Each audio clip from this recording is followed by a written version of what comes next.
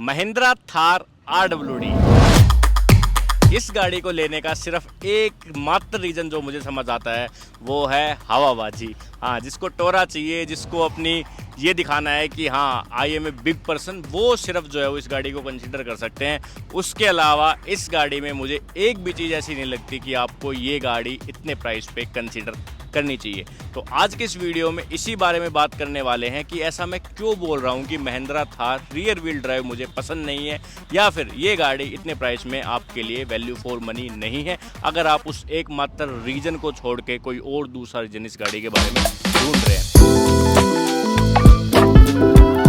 अब जब बात आती है प्राइसिंग की, तो बुरा मुझे उन लोगों के लिए अब लग रहा है जिन्होंने इस गाड़ी को 1.5 लाख रुपए का प्रीमियम या फिर 1.5 लाख रुपए की एक्सेसरी के साथ जो है वो बाई किया था जब ये गाड़ी आई थी। क्योंकि अगर आपको गाड़ी चाहिए तो आपको पैसा देना पड़ेगा और गाड़ी के ऊपर आपको पैसा देना पड़ेगा, ऐसा महिंद्रा का सोचना है। ये गाड़ी 12,85,000 एक्स शोरूम में अभी आती है, पहले थोड़ी सस्ती थी, लेकिन आपको उसके ऊपर 1.5 लाख रुपए की एक्सेसरी लेनी पड़ती थी। तो ये गाड़ी मोटी मोटी आपको 16 लाख रुपए के आसपास जो है वो पड़ जाती थी ऑन रोड तक एक्सेसरी के साथ। और आज जब Mahindra Thar rocks 5 door launch हो गई है तो इसी गाड़ी को महिंद्रा 1.5 लाख रुपए के डिस्काउंट के साथ बेच रहा है। और ये जो गाड़ी जिसके ऊपर मैं बैठा हुआ हूँ, ये गाड़ी 10 दिन पुरानी है और जिस कस्टमर ने इसको ख़रीदा है उसने सिर्फ इसके लिए 13 लाख रुपए ऑन रोड दिए हैं। जी हाँ, 12,85,000 एक्स शोरूम वाली गाड़ी के सिर्फ 13 लाख रुपए ऑन रोड। और हम बात कर रहे हैं, ये टॉप एंड वेरिएंट है LX हार्ड टॉप डीजल, जो कि मैनुअल के साथ आता है। अगर आप RWD महिंद्रा थार लेते हो तो आपके पास 3 वेरिएंट यहाँ पे आते हैं। एक बेस वेरिएंट AX, जिसमें कि काफ़ी सारे फीचर्स नहीं आते, हालांकि इस टॉप एंड वेरिएंट में भी आपको काफ़ी सारे फीचर्स मिलते नहीं है। और दूसरा, ये मैनुअल के साथ आप LX हार्ड टॉप ले सकते हैं। और तीसरा ऑप्शन आपके पास है पेट्रोल का, जिसमें कि ऑटोमेटिक आपको मिल जाएगा। वो इससे महंगा पड़ता है क्योंकि 2 लीटर का पेट्रोल इंजन और आपके पास ऑटोमेटिक ट्रांसमिशन जो है वहाँ पे अवेलेबल है। लेकिन पेट्रोल में गाड़ी बिकती नहीं है, डीजल में ही लोग इसको ज़्यादा पसंद करते हैं। 1500 सीसी के डीजल इंजन के साथ आने वाली ये गाड़ी 117 bhp और 300 न्यूटन मीटर का टॉर्क जनरेट करती है। एंड अगर आप इसको कंपेयर करते हो इसके 4x4 वर्जन से, तो उसमें आता है 2200 सीसी का डीजल इंजन, जो कि 130 bhp एंड 300 न्यूटन मीटर का ही टॉर्क जनरेट करता है। एक बार को जो लोग थार 4x4 लेते हैं ना, मुझे लगता है कि वो एक सेंसिबल डिसीजन है, क्योंकि जो 4x4 लेते हैं पहाड़ों में जाना पसंद है या फिर वो एक ऑफ रोडिंग के थोड़े शौकीन है ना, तो उनके लिए वो ऑप्शन बढ़िया है। लेकिन ये लोग जो खरीदते हैं उनके पास सिर्फ एक ही रीजन इस गाड़ी को लेने का होना चाहिए, वो है हवाबाजी। मैं बार बार कह रहा हूँ, और इसके अलावा इस गाड़ी में मुझे दूसरा कोई भी रीजन समझ नहीं आता। क्योंकि इस प्राइसिंग पे अगर आप देखते हो 13 लाख रुपए ऑन रोड, तो आपके पास काफ़ी सारे ऑप्शन है, ठीक है, जो एसयूवीज की कैटेगरी में आते हैं, लाइक अपनी क्रेटा होगी, सेल्टोस होगी, ग्रैंड विटारा, काफ़ी सारे ऑप्शन है। दूसरी चीज़, अगर आप डीजल इंजन की भी बात करते हो तो 1500 सीसी के डीजल इंजन भी आपको मिल जाते हैं। पावर भले ही वो इससे थोड़ी बहुत कम प्रोड्यूस करते हो, आई थिंक क्रेटा वगैरह 115 bhp 116 bhp के आसपास पावर जनरेट करती है, बट माइलेज जो है वो इससे ज़्यादा देंगे, इससे ज़्यादा प्रैक्टिकल है, इससे ज़्यादा फैमिली के लिए जो है वो आपकी सूटेबल वो गाड़ी रहती है। इस गाड़ी का सबसे बड़ा प्लस पॉइंट यही है कि इस गाड़ी की रोड प्रेजेंस काफ़ी बढ़िया लगती है। इवन दो इसको आप अगर 40-50 लाख की फॉर्च्यूनर के बगल में भी खड़ी कर देते हो ना, तो ये गाड़ी वहाँ पे भी अपना स्टैंड बनाए रखती है, यानी कि लोगों का ध्यान जरूर ये गाड़ी खींच पाती है। तो ये एक बड़ा पॉइंट इसका है। प्राइसिंग की हमने बात कर ली, उसके अलावा क्या क्या चीज़ें इस गाड़ी में और है फीचर्स के मामले में, आइए वो बताता हूँ। देखिए, ये एक टॉप एंड वेरिएंट है, उसके बावजूद भी यहाँ पे कोई भी LED लाइट का सेटअप नहीं है। हेलोजन बेस लाइटें हैं, हेलोजन बेस आपके पास हेडलैम्प है, कोई फ्रंट पार्किंग सेंसर नहीं, कोई 360 डिग्री कैमरा नहीं, कोई भी एडास के फीचर नहीं, इवन कोई भी 6 एयरबैग का सेटअप इस गाड़ी में नहीं मिलता। एंड जब आप साइड में आओगे तो आपको मिलेंगे इसके 18 इंच के अलॉय व्हील, जो कि बताएंगे कि जी हाँ, ये है गाड़ी का top end variant. Then ORVM यहाँ पे ब्लैक कलर के आते हैं। इलेक्ट्रिक एडजस्टमेंट जो है वो आ जाता है, बेस वेरिएंट में वो चीज़ नहीं आती। ऊपर आप देखोगे तो जो RWD है ये सिर्फ और सिर्फ हार्ड टॉप के साथ आपको मिलती है, सॉफ्ट टॉप का ऑप्शन नहीं है, जो कि 4x4 में है, बट वो गाड़ी उतनी सेल नहीं होती, तो उसका कोई सेंस भी नहीं बनता, हार्ड टॉप ही सही है लेना, ठीक है। उसके अलावा यहाँ पे डोर हैंडल्स बिल्कुल नॉर्मल वाले आप देखोगे तो चाबी लगाने का ऑप्शन है, चाबी देखोगे तो चाबी भी आपकी फ्लिप की आती है, कोई भी रिमोट पुश स्टार्ट स्टॉप के ऑप्शन नहीं आते, किसी भी तरह के कोई भी लग्जरी फीचर मैं कहूँ तो वो यहाँ पे नहीं आते। उनके लिए अब आपके लिए थार रोक्स एक बेटर ऑप्शन हो सकता है। देखो, अगर आपको रियर व्हील ड्राइव लेनी है, आपको 4WD नहीं लेनी और आपको फैमिली के लिए गाड़ी चाहिए, तो फिर थार रोक्स जो है वो अब सेंस बनाती है। लगभग 16 लाख रुपए का उसका बेस वेरिएंट जो है वो आपको मिल जाएगा और लगभग इतने ही फीचर्स जो है वो भी उसके बेस वेरिएंट में आपको मिल जाएंगे। बट वही बात है ना कि वो गाड़ी नहीं मिलेगी आपको टाइम पे। अगर आप आज बुक कराने जाओगे तो लगभग 1 साल की वेटिंग आपको महिंद्रा पेपर पे लिख के देगा।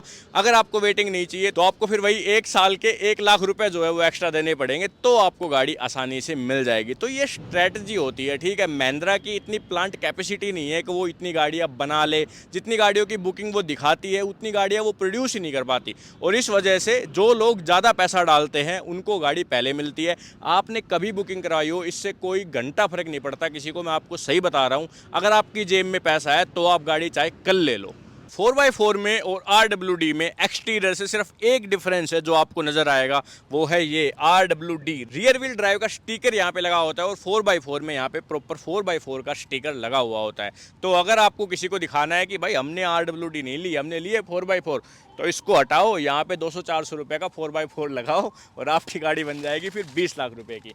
देन पीछे स्पेयर व्हील वही चीज़ें हैं, पीछे LED लाइटें हैं, हेलोजन बेस भी लाइटें हैं, दोनों का कॉम्बिनेशन दिया गया है। कोई भी कैमरा नहीं है क्योंकि महिंद्रा को लगता है थार वालों को कैमरा की जरूरत नहीं है, लोग अपने आप पीछे से हट जाएंगे। अब आ जाओ अंदर, भी थोड़ी सी बातें करते हैं फिर ड्राइव पे चलते हैं। अब इंटीरियर में भी आपको कुछ ऐसा खास नहीं दिखने वाला क्योंकि पूरा ब्लैक कलर का इंटीरियर है। हर जगह हार्ड प्लास्टिक का यूज है, कोई सॉफ्ट टच नहीं, कुछ नहीं, नथिंग। स्टीयरिंग आप देखोगे तो हाइड्रोलिक स्टीयरिंग है, जिसको अगर आपको सिटी में चलाना है ना तो भाई साहब आपके बाजुओं में दम चाहिए इस गाड़ी को सिटी में चलाने के लिए। हाईवे पे भी ये स्टीयरिंग काफ़ी ज़्यादा वाइब्रेट करता है, ड्राइव के दौरान मैं आपको बताऊंगा। देन यहाँ पे एक छोटी सी स्क्रीन दे रखी है महिंद्रा ने, ये wireless Android auto Apple car play भी सपोर्ट नहीं करती, वायर्ड आपको चलाना पड़ेगा। इसके अलावा आपको कुछ बटन्स और नीचे की तरफ दिए गए हैं, जैसे कि आपका ट्रैक्शन कंट्रोल ऑन ऑफ का बटन हो गया, हिल डिसेंट का बटन हो गया, एंड एक आपकी विंडोज़ को लॉक अनलॉक करने का बटन हो गया। अब गाड़ी की खिड़कियाँ आप देखो, यहाँ पे कोई भी पावर विंडो के ऑप्शन नहीं दिए हुए। अब कुछ लोगों का कहना है कि भाई इसकी खिड़कियां ना आप निकाल के घर पे रख सकते हो। अब कोई सेंस है इस बात का कि खिड़कियां निकाल के घर पे रख दो? अगर बिना खिड़कियों की गाड़ी आप भारत देश में चलाओगे ना तो जो कीचड़ है ना वो आपकी गाड़ी के अंदर होगा, ना कि रोड के ऊपर, ठीक है। तो यहाँ पे कोई पावर विंडो के कंट्रोल नहीं है, जो कि मेरे को इम्प्रैक्टिकल लगते हैं। उसके अलावा सीटें ठीक है, गाड़ी की सीटें फैब्रिक की है, अच्छी खासी कंफर्टेबल सीटें हैं, इनसे मुझे कोई किसी तरह की शिकायत है नहीं। ऊपर आप ये रूफ देखोगे तो इसकी सबसे बड़ी कमी ये है कि गर्मियों के टाइम पे आपका एसी नीचे से ठंडा करता रहेगा और ऊपर से ये जो है वो आपकी गर्मी छोड़ती रहेगी, तो वहाँ पे थोड़ा सा ये भी हीट अप हो जाती है, वो एक दिक्कत है।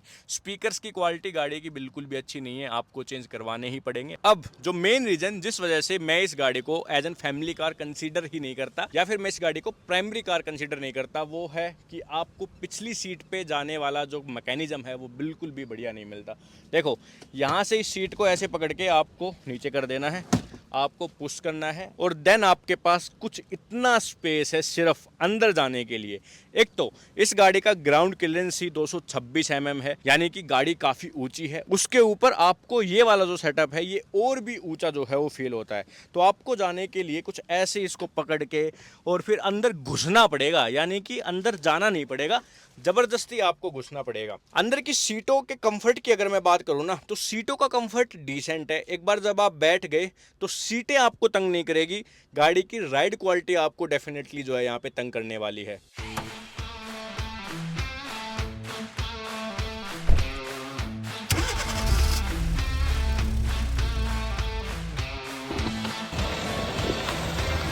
तो अब बारी आती है गाड़ी को चलाने की। देखो, सबसे पहले इंजन की अगर बात करें तो इंजन बढ़िया है, इंजन से आपको कोई दिक्कत नहीं होगी। 117 bhp है, 300 न्यूटन का टॉर्क है, इनफ है इस गाड़ी के लिए, इनफ है। आराम से आपको जब भी पैडल आप प्रेस करोगे तो उतना इनपुट गाड़ी आपको देगी, इंजन उतना इनपुट आपको देगा कि ओवरटेक वगैरह कर लो या फिर आप तेज चला लो, वो सब चीज़ें हैं। दिक्कत है वो है स्टीयरिंग के साथ, इतना भारी स्टीयरिंग है ये हाइड्रोलिक। अगर आप सिटी वाले एरिया में इसको चलाते हो ना तो भाई साहब आपको ये मान लो कि जिम जाना पड़ेगा इसको हैंडल करने के लिए, नहीं तो हाथ दुखने लग जाएंगे। हमारे जैसे लोगों के तो इसको घुमा घुमा के ना हाथ दर्द करने लग जाते हैं। यूज टू हो जाओगे वो बात अलग है, बट अगर आप पहली बार ड्राइव कर रहे हो, कुछ दिन ड्राइव करोगे, तो ये स्टेयरिंग नहीं है सिटी में चलाने लायक, बिल्कुल साफ बता रहा हूँ मैं आपको। अब देखो इन्होंने नई जो थार रॉक्स आई है ना, उसमें कर दिया ये इलेक्ट्रिकल, उसका स्टेयरिंग ऐसे है मक्खन, एक उंगली से घुमा लो, इसका नहीं घूमता भाई दो हाथ से भी। देन गियर जो है वो मैनुअल आते ही, आपको पता है RWD में ऑटोमेटिक का ऑप्शन ही नहीं दिया। क्लच भी जो है उतनी लाइट नहीं है, हार्ड ही मान लो क्लच को, गियर भी हार्ड ही मानो, सब कुछ। आप इस गाड़ी की जो भी चीज़ आप देखोगे आपको ऐसे लगने वाला है कि हाँ भारी गाड़ी में चला रहा हूँ, ऐसा ही फील होता है हर बार जब चलाओगे। तो सस्पेंशन जो है जिस हिसाब से इसके बिहेव करते हैं, काफ़ी हार्ड सस्पेंशन भी इसके हैं। अभी देखो ये छोटे मोटे जो गड्ढे हैं ना, इनमें गाड़ी इतना हिलेगी, इतना हिलेगी, एक गड्ढे के बाद ये मान लो 3-3 बार ये हिलती है। एक बार गड्ढे में जाएगी, 3 बार झोले खाएगी, तो वो एक दिक्कत है। राइड क्वालिटी बिल्कुल बढ़िया नहीं है। हाईवे पे बिल्कुल प्लेन रोड पे भी गाड़ी चलाओगे ना, तब भी ऐसा लगेगा कि झूल रही है गाड़ी, ऐसे ऐसे ऐसे करती रहती है। हल्का फुल्का भी रोड ऊपर नीचे है तो वहाँ पे झूल जाएगी, ये बड़ी दिक्कत है। हाई स्पीड में चलाओगे तो इंजन पे बिल्कुल दबाव नहीं पड़ता। हाई स्पीड में 130 140 चला लो आप, इंजन बिल्कुल भी ये नहीं कहता कि भाई लोड पड़ रहा है। बट गाड़ी के जो ओवरऑल एरोडायनेमिक्स है ना, वो कुछ है ही नहीं, क्योंकि ऐसे चौरस डब्बे जैसी तो ये गाड़ी है, हवा काटती नहीं है, तो ऐसे ऐसे लड़खड़ाने लग जाती है। स्टेयरिंग ऐसे वाइब्रेट करने लग, ऐसे दो हाथ से पकड़ना पड़ेगा आपको स्टेयरिंग ना, टाइट की कहीं इधर उधर ना चला जाए। और अगर गलती से हल्की सी भी ये इधर उधर हो गई तो पलटने के चांस इसके सबसे ज्यादा है। महिंद्रा की कोई गाड़ी देख लो, स्कॉर्पियो था, जितने भी ये बॉक्स टाइप वाली गाड़ी है, सिर्फ महिंद्रा की भी नहीं, चलो कोई भी कंपनी की, आप ये बॉक्स टाइप जो गाड़ी है ना, ये भाई काफी जल्दी पलटती है। ठीक है, रियर व्हील ड्राइव गाड़ी है। वो एक स्कॉर्पियो की रील आई थी, वो ऐसे एक बार उसने कट मार के ऐसे किया, गाड़ी चार कुल्ला बाती खा गई। ठीक है, तो वो होता ही होता है रियर व्हील ड्राइव गाड़ियों के साथ और ये बॉक्स टाइप गाड़ियों के साथ। बाकी भाई भगाने वगाने के मामले में बढ़िया है। आप देखो अभी अपन 3rd गियर में है और 2000 RPM पे है गाड़ी। ठीक है, एक सेकंड रुको, मैं एक्सीलेटर प्रेस करूंगा और अच्छा खासा इनपुट आता है गाड़ी में ना, ओवरटेक वगैरह में कोई दिक्कत नहीं आती। देखो ठीक है, ओके है, कोई 1% आपको इस चीज़ से दिक्कत नहीं आएगी। गाड़ी में पावर की कमी है, हालांकि 4x4 ज़्यादा बढ़िया पावर जनरेट करती है, पर वो है कि एवरेज भी वहाँ पे कम होती है। तो उस हिसाब से एवरेज अगर आपको चाहिए तो ये तो बेटर ऑप्शन है ही 4x4 से डेफिनेटली। बट वही बात मैं फिर से कहूँगा कि एवरेज अगर आप देख रहे हो और इस सेगमेंट की दूसरी गाड़ी आप देखते हो, तो भाई उनमें तो इससे काफ़ी बढ़िया माइलेज है। ये मोटा मोटा कितना 14-15 की माइलेज दे देगी, वो गाड़ियाँ 18-20 का माइलेज आराम से दे देती है। क्रेटा की बात कर लो, ठीक है, क्रेटा काफ़ी बढ़िया माइलेज देती है डीजल में और पावरफुल भी फील होती है, ऐसा नहीं है कि वो पावरफुल फील नहीं होती। बस वही है कि यार आप दूसरी गाड़ी है इसकी कंपैरिजन वाली देखोगे ना, तो उनसे ज़्यादा हवाबाजी है। आप इसको कहीं लेके जाओगे, कहीं ले जाके खड़ी करोगे तो एक बार हाँ रोड़ा डेफिनेटली भाई जमता है और अपन इंडियन को पसंद भी है। मैं ये नहीं कह रहा कि भाई मुझे पसंद नहीं है, मुझे भी पसंद है कि भाई मैं एक बड़ी गाड़ी लेके जाऊं, ऐसे मतलब बड़ा दिखे ना, तो वो एक चीज़ है और उसी वजह से ही ये गाड़ी बिकती है। एकमात्र रीजन उसका यही है। बाकी भाई टॉप वेरिएंट है, फीचर मैंने आपको स्टार्टिंग बताया, ऐसे कोई आते नहीं। ये स्क्रीन है, आप नॉर्मल अपना एंड्रॉइड और एप्पल कारप्ले चला लो, हल्के फुल्के गाने वाने चला लो। स्पीकर उतने बढ़िया है नहीं।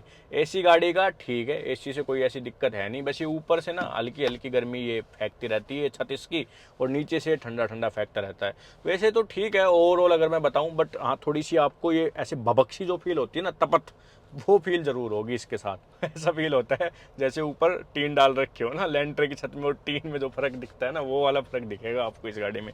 और तो क्रूज कंट्रोल है, स्टेयरिंग माउंटेड कंट्रोल है, ठीक है। फीचर के मामले में जिसको ज़्यादा फीचर से लगाव नहीं है उनके लिए ठीक है। तो यही कुछ है भाई इसके बारे में ना, ज़्यादा कुछ है नहीं गाड़ी में बताने के लिए। मैंने आपको बता दिया रिस्पॉन्स जिस जिस चीज़ का जैसा है, जो भी है। 15 लाख के अंदर आपके पास दुनिया भर के ऑप्शन है, आप आराम से टेस्ट ड्राइव वगैरह लो और अपने लिए एक सही परफेक्ट गाड़ी जो है वो चूज करो। दुनिया की देखा देखी में आप धोखा खा जाओगे, आप मानोगे नहीं। सबसे ज़्यादा रीसेल में भी आज के टाइम पे महिंद्रा थार ही खड़ी है।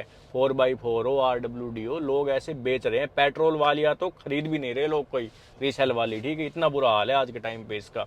हमारे यहाँ कहावत है कि ना ओढ़ने का ना बिछाने का, वो वाला हाल है थार का। ना ओढ़ने की ना ये बिछाने की, किसी भी कैटेगरी में नहीं है, तो जस्टिफाई है। ये पर्टिकुलर एक कैटेगरी के लिए 4x4 उनके लिए जो हार्ड कोर ऑफ रोडर्स हैं उनके लिए, RWD उनके लिए जिनके घर में ऑलरेडी मैं तो ये कहूँगा कि 2 गाड़ियाँ हैं, उनके लिए ही बनी है ये। सिंगल वालों के लिए बिल्कुल नहीं है ये गाड़ी, आप समझो। बाकी तो भाई आपका डिसीजन है, जैसा भी आपको पसंद हो आप खरीदो।